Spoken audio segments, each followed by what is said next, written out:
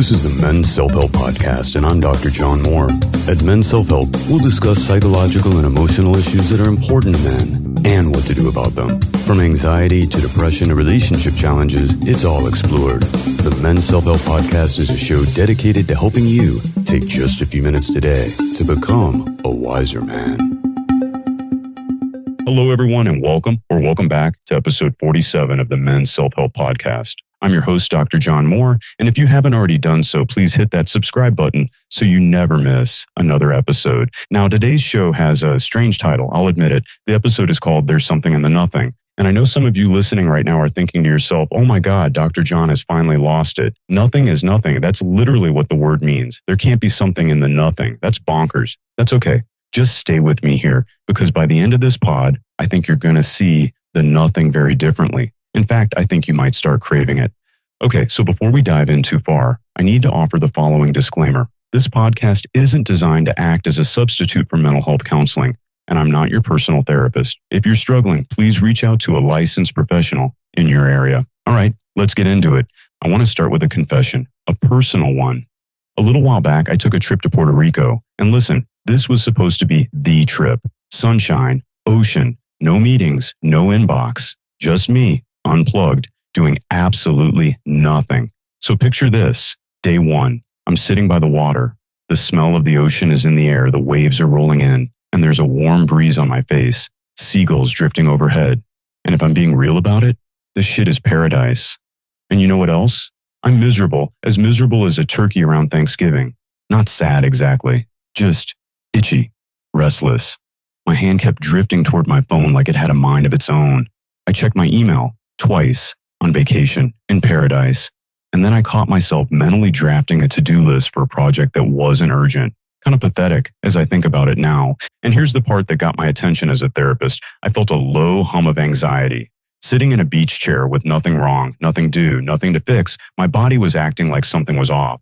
That's when it hit me. I wasn't relaxing. I was detoxing. Can you relate to this? Have you ever tried to get your calm on only to realize you can't handle the quiet, the stillness? I'd be willing to bet money some of you know exactly what I'm talking about.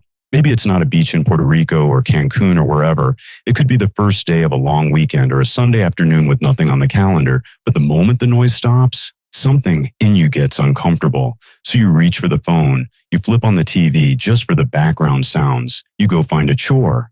Anything but that dreaded quiet. So today I want to answer two questions. One, why does the nothing feel so bad? And two, what's actually waiting for us inside of it? Okay, let's talk about what's going on inside your head. Deep inside your brain, you've got a little almond-shaped structure called the amygdala. Actually, you've got two of them, one on each side. And the amygdala's job, at its core, is to keep you alive. Think of it as a primitive threat detection system softly running in the background. I often tell clients it's the brain's smoke alarm. When the amygdala senses danger, it slams the panic button. And it doesn't take much. But when it happens, boom, your heart starts pounding and your muscles all tense up. Cortisol and adrenaline start flowing, and your whole body is thrown into a state of run, fight, or freeze. Now here's the thing about your smoke alarm. It can't tell the difference between a house fire and burnt toast. A tiger in the grass? Alarm. An email from your boss with no subject line? Alarm. A news alert, alarm, a text you haven't answered, a notification badge with a number on it, alarm, alarm, alarm. And this is where modern life comes crashing in. Think about it. The pings, the buzzes, the alerts, the headlines, the endless scroll. How many of those do you process in a single day? And every single one is a tiny question mark your amygdala has to check out. Is this a threat? Is this a threat? Is this a threat? Hundreds of times a day, every day, for years on end. So what happens? Your alarm system never fully stands down. It stays on a hair trigger. The dial that's supposed to swing between alert and at ease gets stuck somewhere in the middle, humming. We call this a state of chronic hyperarousal. Your nervous system basically forgets what off feels like. And here's the kicker, guys. When you finally do get some quiet, some stillness, some nothing, your brain doesn't recognize it as peace. It recognizes it as unfamiliar. And to a jumpy amygdala, unfamiliar equals suspicious. So that's why the silence feels itchy. That's why I was anxious in a beach chair in paradise. My alarm system had been running so hot for so long that calm itself registered as a threat. The quiet felt like the part of the horror movie right before something jumps out. Let me say that again because I think it's the most important sentence in this episode. For a lot of us, calm has started to feel dangerous.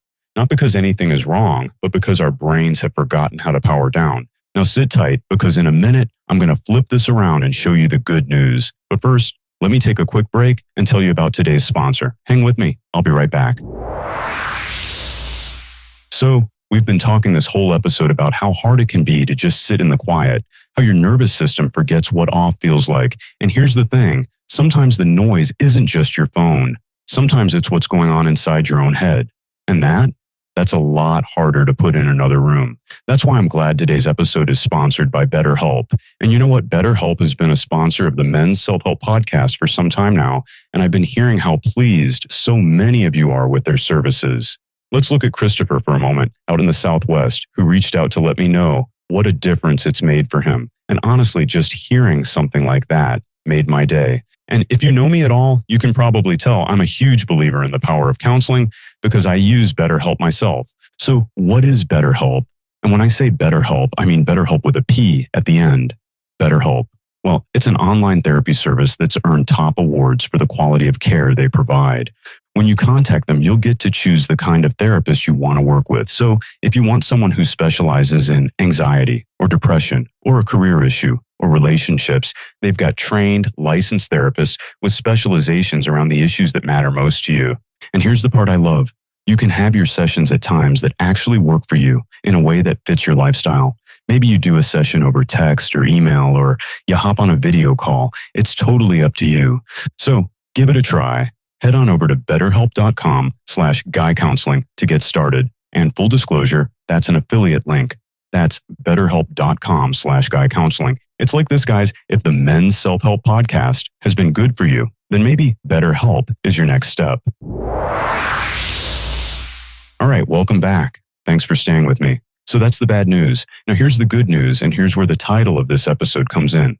When scientists first started putting people into brain scanners, they would tell them, okay, just lie there and do nothing. We need a baseline. And they expected the brain to go quiet, idle, like a car at a red light. But that is not what happened, not by a long shot. So what exactly did they find? I mean, aren't you curious? In short, they found a whole network of brain regions lit up like a Christmas tree in Daley Plaza. Yup, it's true. Scientists were so surprised that they gave it a name, the default mode network, and it's the mode your brain flips into when you're doing nothing at all. So what's it up to? Oh, only some of the most important work your mind ever does. It's consolidating memories, filing away everything you've learned. It's connecting ideas that never seemed related, which, by the way, is exactly why your best ideas hit you in the shower. It's also processing emotions, imagining your future, making sense of who you are. Let that sink in. The moments you feel the least productive, those might be the moments your brain is doing its deepest work. So there really is something in the nothing. Literally, like it's not a metaphor or some woo idea out of the 1960s. It's neuroscience. And you know what? This idea isn't new, not even close. Neuroscientists may have just found the brain scan for it, but contemplative traditions have been pointing at this for thousands of years. In Buddhism, there's this teaching on impermanence. It's the idea that everything is in motion, everything is passing, and nothing stays fixed. And the practice of sitting in silence of stillness isn't about escaping your life. It's about learning to watch it move without grabbing at it. Sit quietly long enough and you start to notice something. That thought you were panicking about, it passes. The feeling you were running from, it rises and it fades. The monks figured out with a cushion what the scientists found with a scanner, that the stillness isn't empty. It's where you finally see clearly. Your mind is like a snow globe. All day long, life shakes it. Every ping, every meeting, every scroll. Shake, shake, shake. And you're trying to see clearly through a blizzard. The nothing, the stillness, is the only time the snow gets to settle. You can't force the snow to settle by shaking the globe harder. You just have to set it down. But here's the trap. Because stillness feels uncomfortable, because that jumpy amygdala reads quiet as a threat, we never set the globe down. We fill every gap. Waiting in line? On your phone. Riding an elevator? On that phone again. Having lunch with a friend? Yep, you guessed it. On that damn phone. We treat boredom like it's an emergency. And every time we do, we rob ourselves of the one state where recovery, insight, and honestly real self-knowledge actually happen. So what do we do about it? And listen, I'm not going to give you a 10-step program here because you'd never do all 10 steps, and neither would I. I'm going to give you one thing, one practice. I call it sitting in the nothing. Here's how it works. Once a day, you find 5 minutes. That's it. 5. You put the phone in another room, not face down on the table, another room, and you sit. No music, no podcast, not even this one. No task. You just sit and you let the nothing be there. Now here's the crucial part, and this is where most guys get it wrong. When the discomfort shows up, and it will show up, the restlessness, the itch, the urge to go do something, that is not a sign you're failing. That is the workout. That itchy feeling is your amygdala checking in, asking, hey, are you sure everything's okay? It's way too quiet in here. And every time you stay seated, every time you don't reach for the phone, you're sending a message back down the line. Yes, we're safe. Quiet is safe. Doing nothing is safe. You're not just relaxing. You're retraining your alarm system, rep by rep. The same way you'd train a muscle at the gym. 5 minutes in the nothing is a set. The discomfort is the weight. If there's no discomfort, there's no training effect. Perhaps not the best metaphor, but I think you get what I'm saying. Now, I'll be honest with you about my own experience in Puerto Rico. It took me about 3 days to downshift, 3 days before I could sit and watch the waves without my hand twitching toward my phone. But when it finally happened, when the snow finally settled, man, wow. Things came up, ideas, feelings I'd been outrunning, clarity about what actually matters to me, stuff that had been waiting patiently in the nothing for me to finally show up and listen. That's the something, guys. Your best thinking, your real feelings, your actual self. It's all in there. It's just waiting for the noise to stop. All right, before I let you go, let's bring it all home real quick. 1, your amygdala is a smoke alarm that can't tell a house fire from burnt toast, and modern life is burning toast all day long. 2, run that alarm hot enough for long enough, and your nervous system forgets what off feels like. That's why the quiet feels itchy. Calm starts to register as a threat. 3, but when you finally do nothing, your brain doesn't shut off. The default mode network lights up and memories get filed. Ideas connect and you process what you've been outrunning. And that's because the nothing is where the work happens. 4, the monks knew this with a cushion. The scientists confirmed it with a scanner. Same answer, just 2,000 years apart. And 5 minutes a day with your phone in another room. And when it gets itchy, that's not failure, fellas. That's the rep. All right, everybody, that's going to do it for this episode of the Men's Self-Help Podcast. If you love this show, please do me a favor, hit that follow button and leave me a rating and a review. It genuinely helps more people find the show, and it means a lot to me. I also want to give a big thank you to my podcast producer, Joel Oliver, who makes all of this sound as good as it does. And hey, if you want to go deeper on this, I put a book in the show notes I think you'll actually like. It's called Meditation for Fidgety Skeptics by Dan Harris. And yes, that title is doing a lot of work, but here's the thing. The guy was a news anchor who thought this stuff was ridiculous until he had a panic attack on live television. So if you're the type who rolls your eyes at meditation, that's the book for you. And listen, before you go, I have one mission for you today. 5 minutes. That's all I'm asking. Find 5 minutes today. Put your phone in another room and just sit in the nothing. And when it gets itchy, when that voice shows up telling you that you should be doing something, smile, because that's the rep. That's your brain learning that quiet is safe again. There's something in the nothing, fellas. Go find out what yours is today. Be good to yourself. Remember, you're worthy of being loved and loving others. Thank you for taking the time to listen, and I hope you have an amazing day.